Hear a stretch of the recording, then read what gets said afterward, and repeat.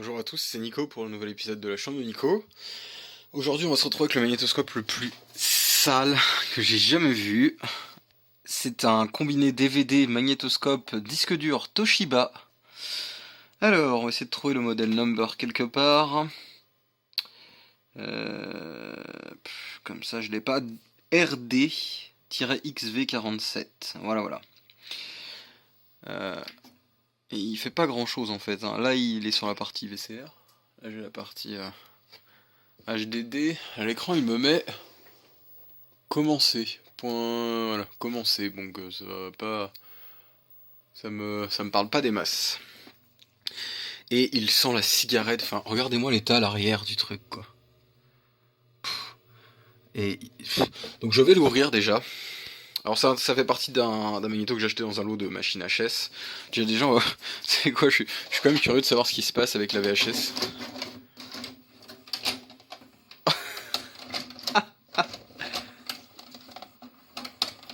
D'accord, donc la VHS ne rentre pas. Voilà, donc là on a ce qui se passe, c'est que la VHS ne rentre pas déjà entièrement. Et la partie DVD, elle s'ouvre même pas. Si je vais dans DVD... Là, il me dit impossible de lire le disque n'est peut-être pas supporté ou est rayé ou sali. Sauf que je n'ai pas de télécommande, donc voilà. Problème. J'ai essayé de programmer une télécommande universelle juste pour voir ce que ça donne, puis on va réessayer juste après. Donc, je n'arrive pas à programmer la télécommande universelle, je trouve aucun code qui correspond. Par contre, je l'ai démonté. Nous avons un disque Seagate de 160 Go qui est écrit Consumer Storage. Yeah, Consumer Storage. C'est un DB352. Bon, c'est un Seagate, donc c'est increvable. Ça pourrait prendre une chute d'un... Enfin, un vieux Seagate en tout cas. Parce qu'à l'époque c'était cool. C'est du l'IDE parallèle à ça. Il n'y a pas grand chose. Le deck est là. C'est le deck Funai. Et le lecteur est là. Puis bah, en fait rien ne semble avoir bougé. Alors, je vais juste voir pour l'histoire de la VHS. Là, si je vais sur la VHS. Donc là, ouais, je sais pas si vous voyez.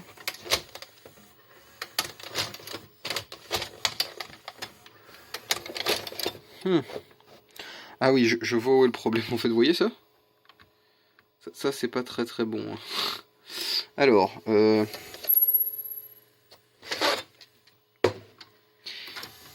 vais voir ce que je peux faire pour redresser ça. Je vais voir. Vu que c'est du métal très fin, ça se redresse plutôt bien. Voilà. Alors par contre, il rejette la cassette aussitôt.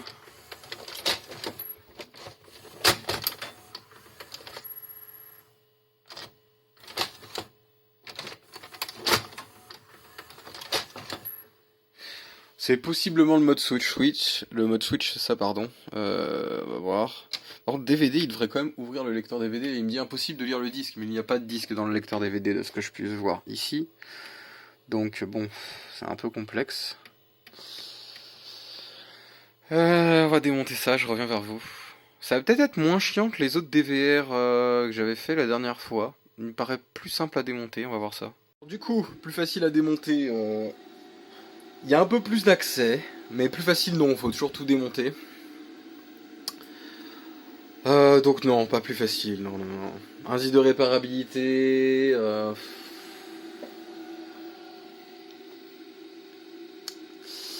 3 sur 10, là je vais pouvoir la nettoyer tout, et encore le pire, vous avez pas vu, c'est là-dessous là.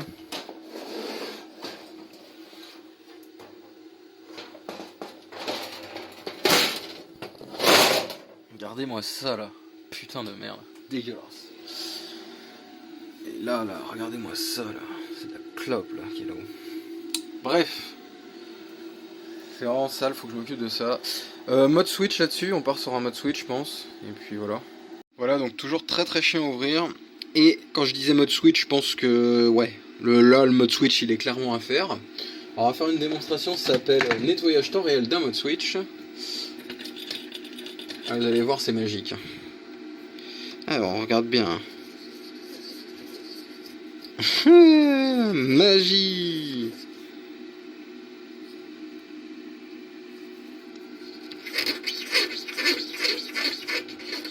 Encore, il doit y avoir moyen de faire un peu mieux, mais bon. Voilà, déjà. Bon, je finis ça, je reviens vers vous, mais C'était magique quand même. Bah là c'est sale, et puis tout ça c'est sale, donc solution. Sif. Voilà, parfait. Alors, bien chaud.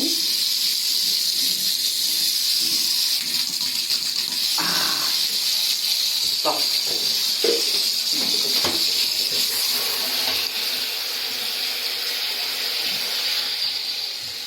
Alors, est-ce que le ventilo c'est une bonne idée? Je suis pas certain non plus. Regardez-moi cette propreté qui sort.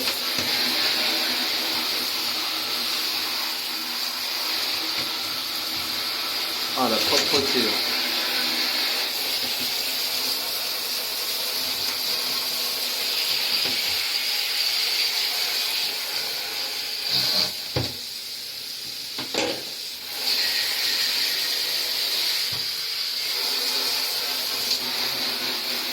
Bon, je reviens vers vous quand ce sera fait. Bon, là c'est pas trop mal. Ensuite, bah, je vais pouvoir graisser un peu la méca. La courroie est bonne. Donc je vais juste la graisser un peu, puis je vais remettre ça en place. Et on va remonter cette partie-là, et après j'attaque le lecteur DVD. Et voilà, tout est fait, tout est propre. Voilà, tout est ressoudé propre. Donc voilà. Alors la technique, c'est pas de faire un truc beau, c'est de faire un truc qui fonctionne. Et de pas rajouter d'étain. Je trouve que moins tu rajoutes d'étain, mieux ça marche en fait. Et voilà. Et de faire attention à ce que toutes les nappes soient bien propres et bien mises, mais voilà, je déteste ces trucs là, c'est très très chiant, parce qu'en fait les nappes, c'est des trucs souples là, c'est un enfer. Ça va encore, ça se soude bien, ça c'est chiant ça. Voilà. Et bon bah c'est bon, il me reste plus qu'à graisser l'autre côté, à ressouder le moteur, enfin le drum, et l'alimentation du drum de l'autre côté, et les graissages, et je passe au lecteur DVD. Voilà, le lecteur DVD ouvert, prêt à être donc nettoyage lentille, graissage des axes. Il n'y a pas de courroie là-dessus, donc c'est qu'un moteur, mais donc graissage de tous les axes, remise en place du plateau, remise en place des caches, et puis voilà.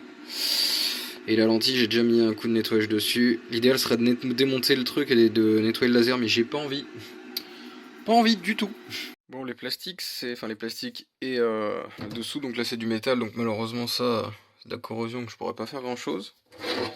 Par contre, bon, l'intérieur il est vachement mieux que ce que c'était. Je vais pouvoir remonter la carte.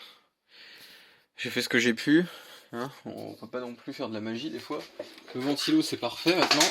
Hop là, donc ça c'est la petite cache, le petit ventilo. Enfin, c'est très bien, on va pouvoir commencer à remettre ça en place. On commence à reprendre légèrement forme, et en parlant de forme, magnifique transition. Ça c'est déformé, donc je vais essayer de remettre ça droit et je vais vous montrer. Bon là c'est une histoire juste de tordre un peu le métal, on va voir ce que ça donne. Bon, je fais ça vite fait à la main. C'est pas parfait mais c'est pas trop mal. Ça fera l'affaire. J'attache 2-3 trucs, puis je vais pouvoir essayer de le relancer. Bon, je viens de le rallumer. J'ai eu le logo Toshiba. J'ai marqué commencer. Je vais le mettre en mode VCR. Je vais introduire une cassette.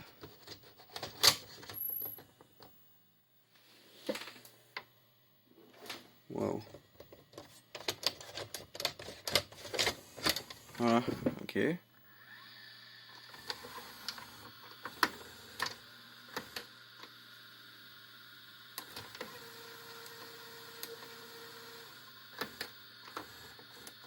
Play, ok, c'est là, play.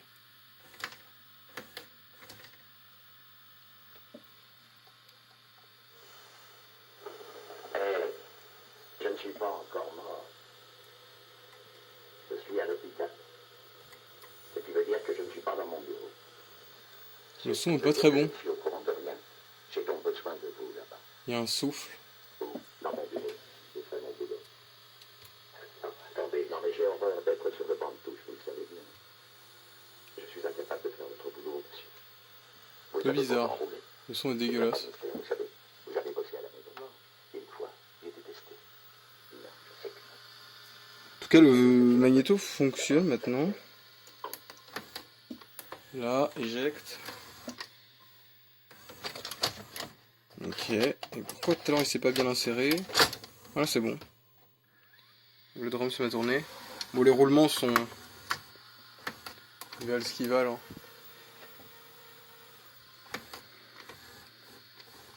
J'ai appuyé sur avance rapide, hein, c'est pour ça que je me suis gouré. J'ai appuyé sur play. Alors voilà, ces mechas, elles sont très très longues à changer de mode. Alors par contre, en ce qui concerne ces trucs-là, ok, alors je vais ajuster les guides de bande avec mon tournevis, puis je reviens. En parlant de ça, les têtes étaient très sales quand même, mais à cause du nettoyeur de tête, sûrement, et la cigarette. Mais il a pas l'air d'avoir tant que ça servi le magnétoscope. Là, l'image est stabilisée, bon, là c'est la cassette, mais ça a l'air d'aller. Mais j'ai quand même réglé les guides de bande, ça me paraît... Ouais, ça va, c'est pas trop mal, mais celui-là, je sais pas, j'ai envie de le tourner un petit peu vers la gauche. Margaret, Bon, là c'est pas mal, hein. si on laissait en place tout Mais j'ai regardé ça quand même. Bon, j'ai changé de cassette, il aime juste pas les cassettes comme celle-ci qui ont un mauvais signal. Là c'est excellent. Comme quoi, ces lecteurs en fait, c'est... Les Funai, ça dépend. Ça dépend comment c'est conçu. Alors ça, je crois pas que ce soit du Funai. Le pire, ça doit être du Toshiba, ce machin. Je sais pas si c'est vraiment du Funai, ces trucs-là. C'est les Funai, j'ai l'impression qu'ils sont mieux faits que ça, quand même. Ouais, alors, impossible de lire le disque, toujours ça, et impossible d'ouvrir le lecteur DVD, vous voyez. Alors la cassette, il n'y a plus de soucis, le magnétoscope est réparé, par contre le lecteur DVD, il ne marche toujours pas. Il me dit impossible de lire le disque, et je ne peux même pas ouvrir la trappe, quoi. Donc c'est un peu spécial. Donc ça, faut que je regarde. Est-ce que je peux éjecter ma cassette? Oui. Bon, j'ai réparé le magnétoscope. Bon, alors, qu'est-ce qu'il a, le lecteur DVD? Qu'est-ce qu'il a? Bon, je vais faire en 2 parties. Pour l'instant, je m'arrête là sur cette machine. Faut que je regarde autre chose. Et puis ces trucs-là, c'est vraiment une vraie merde. Je pense qu'il y a un problème sur la carte là qu'on voit au-dessus, dans la gestion du moteur en fait de chargement. Enfin en fait c'est le même moteur pour le chargement et puis pour déplacer le bloc optique en fait hein, sur cette machine. Je pense qu'il y a un problème là-dedans. J'arrive pas à accéder non plus à la partie disque dur et puis j'ai pas la télécommande. Si quelqu'un en a un pour pièce, on sait jamais. Voilà, je sais pas si je vais vraiment investir. La partie VCR fonctionne, je le vendrai peut-être en tant que magnétoscope. C'est des trucs vraiment nuls. Si on débranche le disque dur et qu'on le met pas, la machine démarre pas. Enfin, je veux dire, ces trucs-là, c'est clairement poubelle, hein, ces machins, quoi. Bref. Donc voilà. Donc je reprendrai ça peut-être un peu plus tard. Là, pour l'instant, je dis partie 1 et on verra ce qui se passe. Bon, on se retrouve dans une prochaine vidéo.